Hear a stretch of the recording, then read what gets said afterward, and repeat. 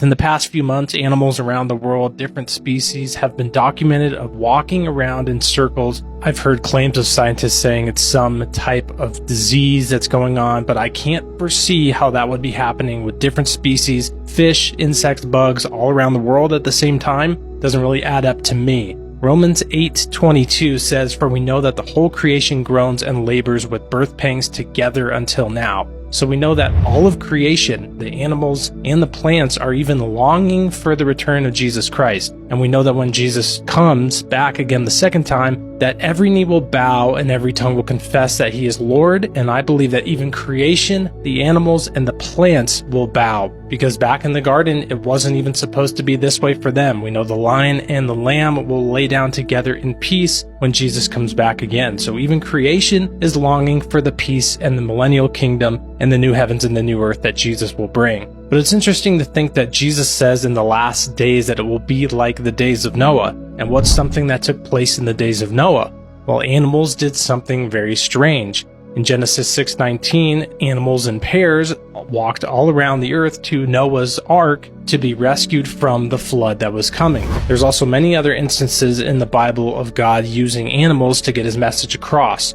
In Numbers 22:21-39, we have Balaam's donkey, which God actually spoke through the donkey to Balaam, who was being rebellious against the word that God sent Balaam the prophet to go speak. In Matthew 17, in one of Jesus' most unusual miracles, Jesus sent Peter down to the sea to grab a fish that actually had a coin in its mouth to pay the temple tax for him and Peter. A very unusual miracle, but God is in control of the animals, and so he will speak through them because all of creation is his. We also know through the prophet Joel that the Lord says that in the last days he will do multiple things, pouring out his spirit on all flesh, sons and daughters shall prophesy. But he also says he will show wonders in heaven above and signs in the earth beneath, blood and fire and vapor of smoke. So what are some of those signs that will be going on in the earth beneath? Well, it includes something to do with animals, most likely in some sort or another. I've got two more passages here that show that in the last days God uses animals to get his message across, that the time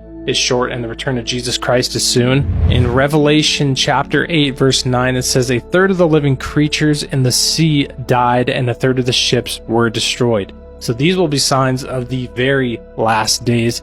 And in Hosea 4:3, it says, "Therefore the land mourns, and all who dwell in it will waste away with the beasts of the field and the birds of the air. Even the fish of the sea disappear." So clearly when we are in the last days, when we're in the final last days, God will use animals in many different ways. There will be animal die-offs, strange signs going on, and just many strange things in the earth. So is that what is going on here with these animals walking in circles? No one really knows for sure, but it is strange. I don't think it's clearly some scientific explanation of, definitely not like a disease like insects and bugs and animals all across the earth are just deciding to walk in circles at the same time. It makes absolutely no sense. Maybe something as if whatever the North Pole is, we know that moves. It's pretty much proven that in the past the North Pole and the South Pole have flipped. We can look at lava flows and know that. So maybe something's going on with a pole reversal. That's pretty much the only thing that would make sense, in my opinion. Diseases clearly doesn't make any sense. But I don't know for sure, but it is interesting and worth discussing because we don't know exactly what the last days will be like, but there will be strange signs in the earth and in the heavens above. And so when strange things start to happen worldwide in the heavens and in the earth, then it's a pretty good sign that things probably are not far off. I mean, clearly Jesus is not that far off. We don't know exactly. It's as close as it's ever been, that's for sure. It cannot be too far off with how many different prophecies are taking place all around the world, in the Middle East, in Israel, and just pretty much everywhere, really, in every aspect. In Matthew 24, right after Jesus says, "As it was in the days of Noah, so it will be in the coming of the Son of Man," a few verses down, he says in verse 42-44, "Therefore keep watch, because you do not know on what day your Lord will come. But understand this, if the owner of the house had known at what time of night the thief was coming, he would have kept watch and would not have let his house to be broken into. So you also must be ready, because the Son of Man is coming at an hour when you do not expect him."